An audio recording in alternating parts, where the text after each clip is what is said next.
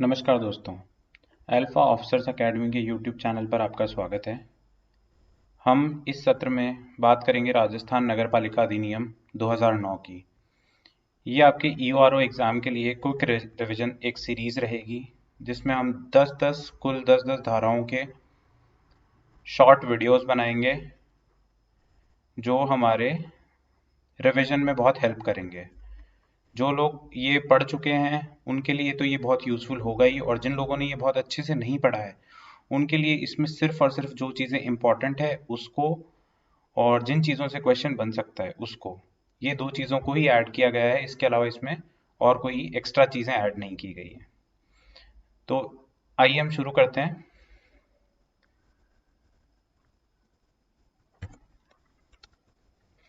ये नगरपालिका अधिनियम 2009 में कुल 17 अध्याय हैं, 6 अनुसूचियां हैं और 344 धाराएं हैं। तो अब ये 17 अध्याय में से अपने सिलेबस में कुल 9 अध्याय हैं और 344 में से भी कुल धाराएं नहीं है, लगभग 300 के लगभग धाराएं होंगी। तो हम जो सिलेबस में रिटर्न है अपने पास में, क्योंकि 40 नंबर का ये सिलेबस है और 40 नंबर में से हमको टारगेट करना है कि हमको 35 मार्क्स एटलीस्ट स्कोर करने हैं। तो इसमें हम लोग वो चीज़ें जो बहुत बेसिक चीज़ें हैं वो गलत ना हों, इसके लिए रिवीजन ही उसका एक तरीका है कि हम सही से रिवीजन करेंगे तो ये चीज़ें गलत होने के चांसेस बहुत कम हो जाएंगे। तो इसमें हम जो ये 9 अध्याय सिलेबस में दिए हुए हैं ये देख लेते हैं एक बार, कि इसमें ये अध्याय 1, 2, 3, 4, 5 तो हैं सिलेबस में, और अध्याय 6 है वो सिलेबस में नहीं है। फिर 7 के बाद में 8, 9, 10 सिलेबस में नहीं है, 11, 12, 13, 14 है। फिर 15, 16, 17 ये 3 भी सिलेबस में नहीं है। ठीक है, अध्याय 1 जो है वो सिलेबस में कहीं रिटर्न नहीं है, पर ये एक इंट्रो है ना, ये एक इंट्रोडक्शन है। तो इंट्रोडक्शन के हिसाब से हम अध्याय 1 में जो 2 धाराएं दी हुई है वो पढ़ लेंगे और उसके बाद हमारा जो मेन सिलेबस है उसके ऊपर चलेंगे। तो शुरू करते हैं। अध्याय जो पहला है उसमें जो धारा 1 है। अच्छा, एक बात और कि इस अधिनियम में जो धाराएं हैं उनका अगर हम बात करें तो उनके दो विभाजन कर सकते हैं हम। एक तो जिस धारा का जो हेडिंग क्या है, शीर्षक क्या है, और दूसरा है कि धारा के अंदर जो सब्जेक्ट मैटर है, जो उसके अंदर जो मैटर लिखा हुआ है वो क्या है। तो अब हमारा पढ़ने का तरीका ये रहेगा कि हम जिस धारा में जो हेडिंग दी हुई है उसको पढ़ेंगे, और अगर उस धारा की जो सब मैटर है, जो उस धारा में जो मैटर दिया हुआ है उसको अगर हमको लगेगा कि वो इम्पोर्टेंट है, उससे क्वेश्चंस बन सकते हैं, तो ही हम उसके बारे में बात करेंगे। वरना हम उसके धारा के अंदर क्या लिखा हुआ है, क्योंकि नगरपालिका अधिनियम अपने आप में बहुत बड़ा है और उसको रिवाइज करने के लिए अपन को बहुत ही क्रिस्प मटेरियल चाहिए, और अपन जितना कम हो सके उतना कम आउटपुट, जितना कम हो सके उतना कम इनपुट दे करके और मैक्सिमम अपन आउटपुट है ना अपना मैक्सिमम हो, तो अपन इसके ऊपर टारगेट करेंगे। तो अब अध्याय पहला जो है इसके ऊपर अपन बात करते हैं। इसमें जो पहली धारा है वो है नाम, प्रसार और प्रारंभ।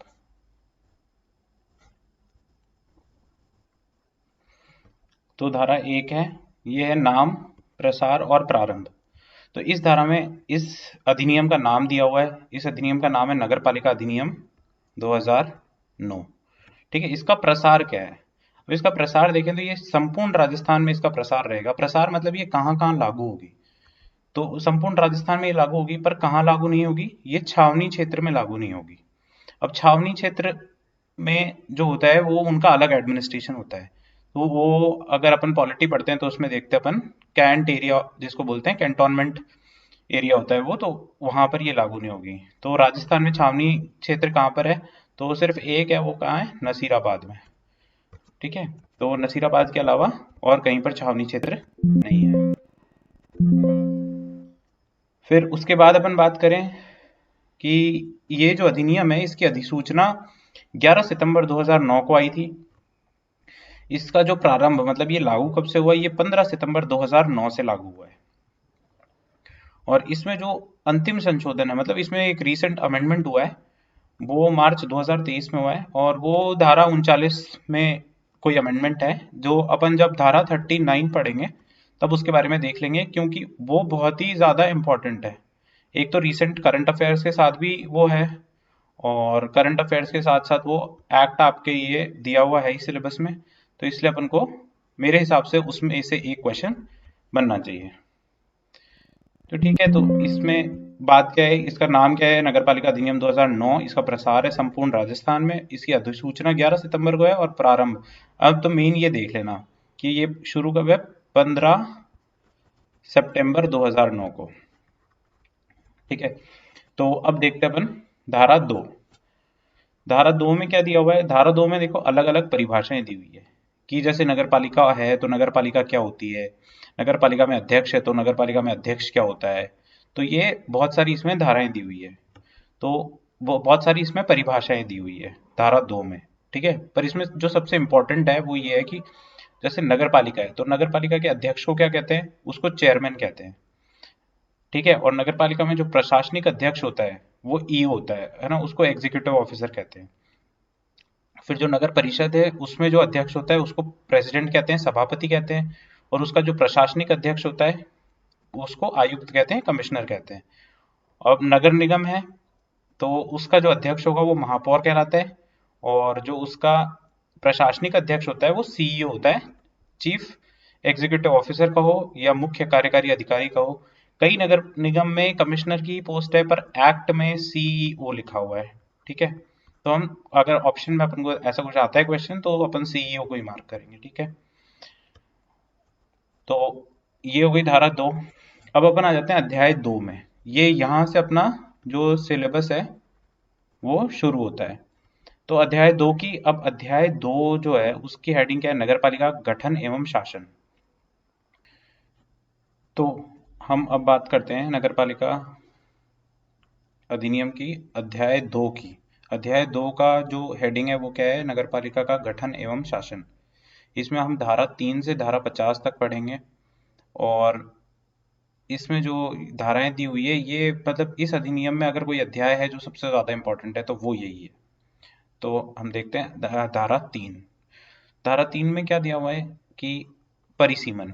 अब परिसीमन है तो परिसीमन का अर्थ क्या है, परिसीमन का अर्थ है किसी भी क्षेत्र को अगर कम या ज्यादा करते हैं तो अपन उसको परिसीमन पढ़ते हैं, है ना, मतलब उसको परिसीमन कहते हैं। जैसे कि अपन पॉलिटी में देखते हैं कि है ना, परिसीमन आयोग होता है, या फिर परिसीमन किसी लोकसभा क्षेत्र का परिसीमन करते हैं। तो मतलब किसी भी क्षेत्र को कम या ज्यादा करते हैं तो उसको हम परिसीमन कहते हैं।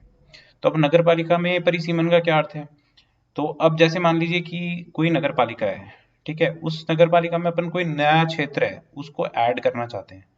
ठीक है, इस वाली जो ऑलरेडी एग्जिस्टिंग नगर पालिका थी इसमें ऐड करना चाहते हैं। तो 6 माह में अपन को जो नई नगर पालिका है ना, जो नगर पालिका क्षेत्र को शामिल किया है उस क्षेत्र में अपन को 6 महीने में चुनाव कराने पड़ेंगे, है ना, निर्वाचन करवाना पड़ेगा। फिर अगर मान लो कि ये कोई बड़ी नगर पालिका है, इसमें से ये क्षेत्र हटा दिया, ठीक है, मान लो ये वार्ड संख्या 2 और वार्ड संख्या 3 है, तो ये दोनों हटा दी। तो अब जो वार्ड संख्या 2 और वार्ड संख्या 3 से जो सदस्य थे ना, जो वहां के पार्षद थे, उनको हटा दिया जाएगा। ठीक है, तो ये दो तो ये हो गए कि नया क्षेत्र शामिल करने पर 6 माह में चुनाव करवा लेंगे, और क्षेत्र अगर हटा दिया, कोई क्षेत्र ऑलरेडी नगर पालिका था और उसको हटा दिया गया है तो सदस्यों को, वहां के जो सदस्य थे उनको हटा देंगे। फिर अगर मान लीजिए कोई क्षेत्र है उसके उसको 2 भागों में बांट देते हैं, मान लो ये बड़ी नगर पालिका है, ठीक है, इसको 2 भागों में बांट दिया, ये नगर पालिका हो गई अलग और ये नगर पालिका हो गई अलग। तो अब ये इनका क्या होगा, इनका ऐसा होगा कि ये जो सदस्य होंगे ना, इस क्षेत्र में जो वार्ड थे जितने भी, उसके जो सदस्य होंगे वो इस नई नगर पालिका के सदस्य हो जाएंगे, और इसमें जो सदस्य थे वो ऑलरेडी इस वाली नगर पालिका, जो नई नगर पालिका बनेगी, इसके सदस्य हो जाएंगे। तो हमने 3 चीजें देखी। एक तो कोई भी नगर पालिका क्षेत्र, अगर नया क्षेत्र अगर हम शामिल करेंगे नगर पालिका में तो क्या होगा कि 6 माह में सदस्यों का निर्वाचन कराना होगा हमें। फिर अगर क्षेत्र को हटा देंगे तो सदस्यों को भी हटा दिया जाएगा। फिर क्षेत्र को अगर 2 भागों में बांट देंगे तो सदस्यों को भी बांट देंगे। ठीक है ना, ये बीच में से अगर बांट दिया है इसको, तो इसके सदस्य हो जाएंगे और इसके सदस्य हो गए। और मान लो गांव शामिल कर लिया, अगर कोई गांव है, कोई कहीं पे ग्राम पंचायत है, तो ग्राम पंचायत को अगर नगर पालिका में शामिल करना है तो क्या करेंगे कि 6 महीने में अपन उसका निर्वाचन कराएंगे, और जब तक अपन निर्वाचन नहीं कराते हैं ना, तब तक वहां पे जो सरपंच है और उप सरपंच है वो नगर पालिका के अतिरिक्त सदस्य माने जाएंगे। ठीक है ना। अब जैसे मान लो ये नगर पालिका है, इसके पास में ये छोटा सा गांव आता है ना, ये नगर पालिका है और इसके पास में ये ग्राम पंचायत है। तो ये जो क्षेत्र है ना ग्राम पंचायत का, ये नगर पालिका में शामिल कर लेंगे। अब ग्राम पंचायत में एक तो सरपंच होगा, एक उप सरपंच होगा। ठीक है, तो ये सरपंच और उप सरपंच जो है इसको नगर पालिका का अतिरिक्त सदस्य समझा जाएगा। ठीक है, तो ये देख लिया अपन ने चारों चीजें। नया क्षेत्र शामिल करेंगे तो 6 महीने में चुनाव करा लेंगे, और क्षेत्र को अगर हटाना होगा तो सदस्यों को भी हटा देंगे। फिर अगर क्षेत्र को 2 भागों में बांट दिया जाएगा तो फिर सदस्यों को भी अपन 2 भागों में बांट देंगे। फिर अगर किसी गांव को शामिल करेंगे तो जो सरपंच और उप सरपंच हैं गांव के, उस ग्राम पंचायत के, तो उनको अपन नगर पालिका का अतिरिक्त सदस्य समझेंगे। और ये वाली चीज याद रखना क्योंकि ये बहुत इंपॉर्टेंट है। निर्वाचन तक, जब तक निर्वाचन नहीं हो जाता तब तक सरपंच और उप सरपंच को यहाँ का अतिरिक्त समय। अब अगर नगर पालिका में चाहे नया क्षेत्र शामिल करेंगे, चाहे कुछ क्षेत्र को हटाएंगे या 2 भागों में बांटेंगे, तो एक सीमा चिन्ह तो लगाना पड़ेगा कि यहाँ से यहाँ तक नगर पालिका है, यहाँ से यहाँ ग्राम पंचायत चालू हो रही है, यहाँ से निगम चालू हो रहा है, ये यहाँ से परिषद चालू हो रहा है। तो ये जो सीमा चिन्ह होगा ना, इसका निर्धारण कलेक्टर करेगा या उसके द्वारा कोई प्राधिकृत अधिकारी है ना, वो निर्धारित करेगा ये। ठीक है, तो सीधा सीधा क्वेश्चन ये है कि नगर पालिका का क्षेत्र, नया क्षेत्र शामिल करेंगे तो उसमें सीमा चिन्ह का निर्धारण कौन करता है? ठीक है, कलेक्टर करता है, मुख्य नगर पालिका अधिकारी करता है, या फिर नगर पालिका अध्यक्ष करता है, तो कलेक्टर करता है वो। ठीक है, अब हम चलते हैं धारा 4 पे। धारा 4 में क्या है कि राज्य सरकार द्वारा नगरपालिका बोर्ड को अनुपयुक्त उपबंधों से छूट। अब ये इसका क्या अर्थ है कि कोई भी अनुपयुक्त उपबंध है जो मतलब कि यूजफुल नहीं लग रहे, तो राज्य सरकार चाहे राज्य सरकार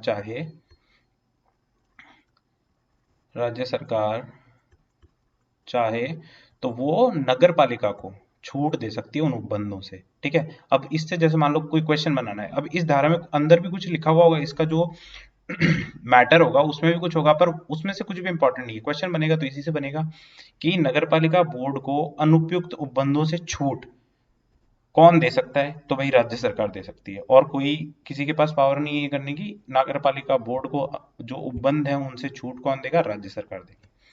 अब चलते हैं धारा 5 पे। धारा 5 में क्या है? नगरपालिका की स्थापना और निगमन। अब नगरपालिका का स्थापना और निगमन, अब नगरपालिका स्थापना कैसे होगी, है ना? नई नगरपालिका अगर बनेगी तो अगर कोई नगर परिषद बनेगा, परिषद को निगम में कन्वर्ट करेंगे, या कोई नगर ग्राम पंचायत को नगर पालिका बनाएंगे, तो इसका बेसिस क्या होगा? इसका बेसिस होगा जनसंख्या। अब जनसंख्या से क्या अर्थ है कि जहां जिस एरिया में 20,000 से 1 लाख तक की जनसंख्या हो गई होगी, उस एरिया को नगर पालिका क्षेत्र घोषित कर सकते हैं। जिस एरिया में 1 लाख से 5 लाख तक की जनसंख्या होगी, उस एरिया को नगर परिषद घोषित कर सकते हैं। और जहां पर 5 लाख से अधिक जनसंख्या है वो नगर निगम हो जाएगा। ठीक है, तो 20,000 से 1 लाख तक तो नगर पालिका, और 1 लाख से 5 लाख तक नगर परिषद। ठीक है, और 5 लाख से अधिक होगा तो नगर निगम। ठीक है, तो ये इंपॉर्टेंट धाराएं हैं, थोड़ा सा ध्यान रखना। अब अपन चलते हैं धारा 6 की तरफ। अब धारा 6 से पहले धारा 5 में कुछ और चीजें हैं। अब धारा 5 की जो अपन ने हेडिंग देखी कि इसमें पहले तो स्थापना के बारे में बात है, फिर है निगमन के बारे में बात है। ठीक है, तो मान लीजिए अगर राज्यपाल किसी भी कोई एक क्षेत्र है मान लो, है ना, उसको राज्यपाल अगर औद्योगिक नगरी घोषित कर दे कि ये अब इंडस्ट्रियल एरिया है, ठीक है, तो वहां इंडस्ट्रियल एरिया में है ना, वहां पर जो नगर पालिका है ना वो गठित नहीं होगी, चाहे उसकी पॉपुलेशन कुछ भी नहीं देखी जाएगी। पर अगर औद्योगिक क्षेत्र राज्यपाल ने, राज्य सरकार ने अगर राजपत्र में प्रकाशित कर करके किसी एरिया को, तो अब देख लें ये क्या है कि अगर राज्यपाल किसी क्षेत्र को औद्योगिक नगरी घोषित कर दे तो वहां पर नगर पालिका गठित नहीं होगी। ठीक है, और फिर उसके अलावा क्या है कि जो राज्य सरकार है ना वो क्या कर सकती है कि अब अपने यहाँ पे अपन देखते हैं कि विकास प्राधिकरण होते हैं, जैसे जयपुर में है JDA, है ना, जयपुर डेवलपमेंट अथॉरिटी। जैसे अजमेर में है अजमेर डेवलपमेंट अथॉरिटी, जैसे जोधपुर में है। ठीक है, तो ये सांस्कृतिक, ऐतिहासिक, पर्यटन या किसी अन्य महत्व को देखकर ना राज्य सरकार डिक्लेयर कर सकती है किसी भी क्षेत्र को कि है ना ये अब से भाई क्या है, ये अब से विकास प्राधिकरण है। ठीक है, तो अब ये विकास प्राधिकरण हैं कौन कौन से, ये विकास प्राधिकरण अपन देख लेते हैं कि कौन कौन से हैं। अच्छा, ऑलरेडी राजस्थान में 3 विकास प्राधिकरण इस्टेब्लिश्ड है। ठीक है, पहला जयपुर में है, एक जोधपुर में है और एक अजमेर में है। ठीक है, और जैसे कि आप जानते होंगे कि पिछला जो बजट था गहलोत सरकार का, उस बजट में कोटा को, है ना, कोटा को और उदयपुर को विकास प्राधिकरण घोषित किया है। ठीक है, तो अब टोटल कितने हो गए, अब 5 हो गए।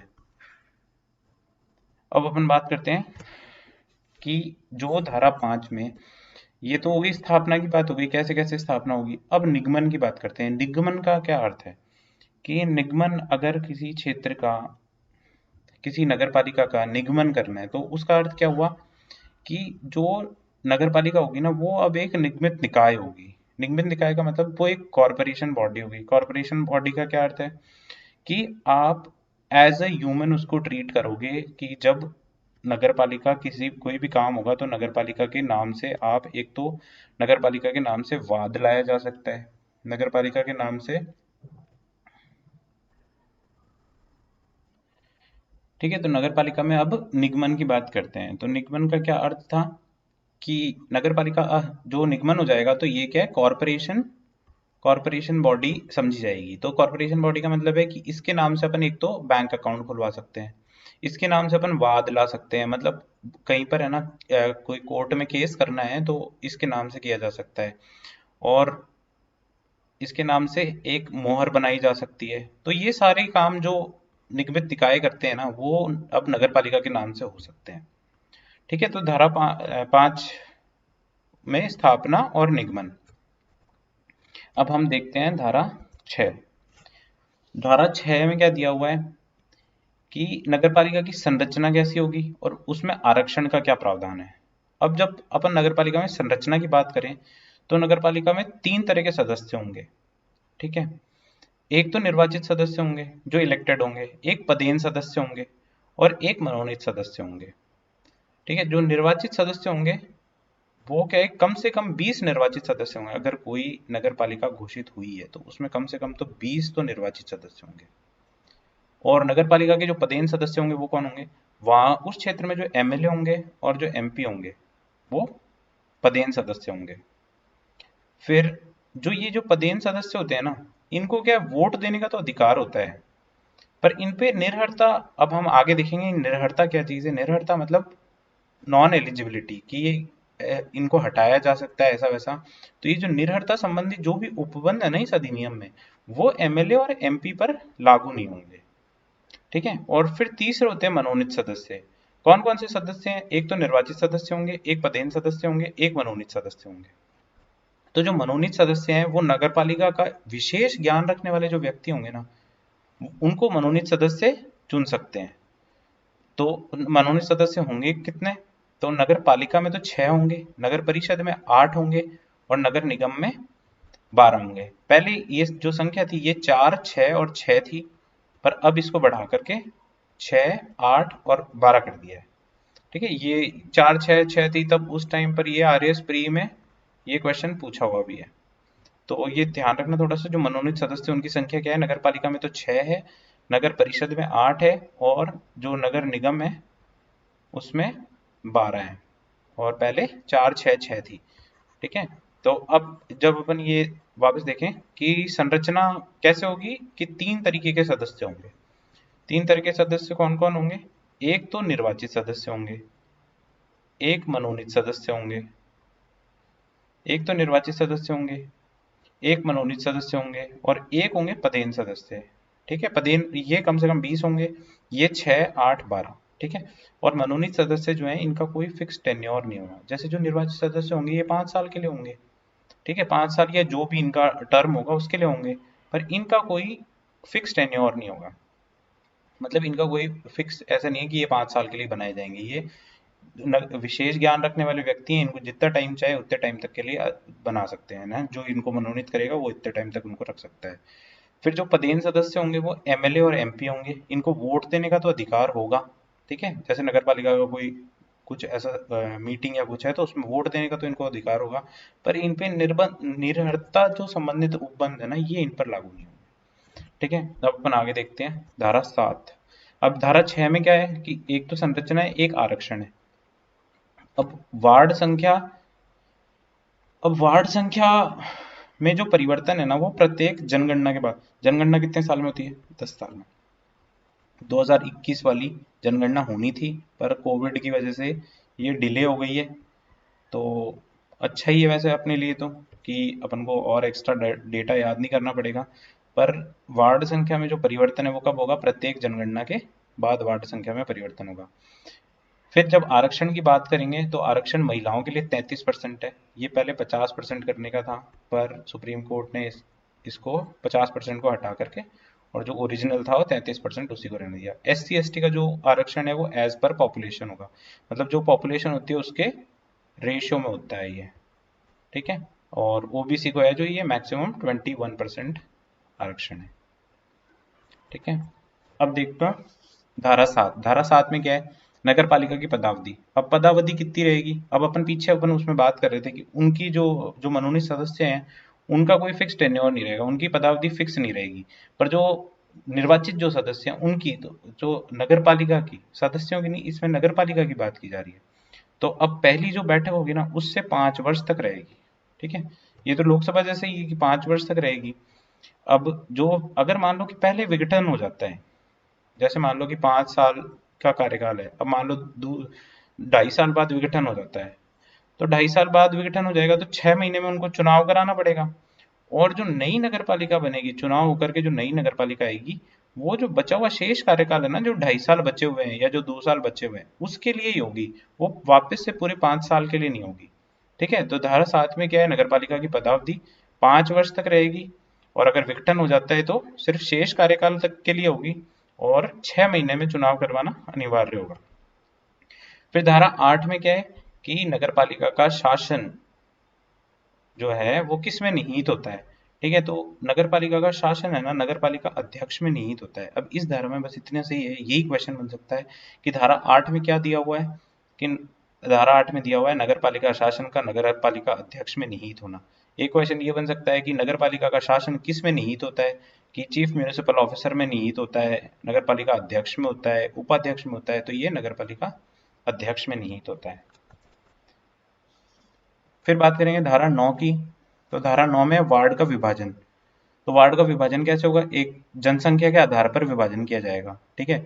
मान लो ये पूरा नगर पालिका क्षेत्र है, ठीक है, ये इसमें अपन ने वार्ड बना लिया अलग अलग। अब इसमें मान लो कि 10 वार्ड है ना, तो मान लो 1 लाख जनसंख्या है, ठीक है, 1 लाख जनसंख्या है, 10 वार्ड है, तो अपन इसको ऐसे डिवाइड करेंगे कि सब में लगभग लगभग हर वार्ड में 10 से 1,000 लोग रहें, ठीक है। तो नगर वार्डों का जो विभाजन करेंगे ना, वो जनसंख्या के आधार पर होगा, और समस्त नगर पालिका में जनसंख्या लगभग बराबर रखी जाएगी, है ना। तो प्रत्येक वार्ड में जो रेशो रहेगा ओवरऑल वो बराबर रखा जाएगा।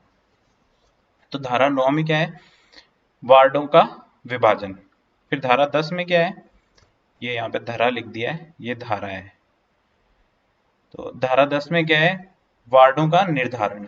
अब निर्धारण और अवधारण से क्या वो अर्थ है कि राज्य सरकार के निर्धारण होगा कैसे, राज्य सरकार के आदेश से होगा, ठीक है, और किसके आदेश से होगा, राज्य सरकार ही आदेश देगी तभी वार्ड का निर्धारण होगा। फिर SC ST, ठीक है। तो इसमें धारा 10 में क्या है कि ये वार्ड का निर्धारण या अवधारण, ठीक है। तो निर्धारण कौन करेगा, राज्य सरकार करेगी, राज्य सरकार के आदेश से करेगी। और जो SC ST OBC और ये जो महिलाओं के लिए जो आरक्षित जो स्थान है ना, इनका भी निर्धारण किया जाएगा धारा 10 के तहत।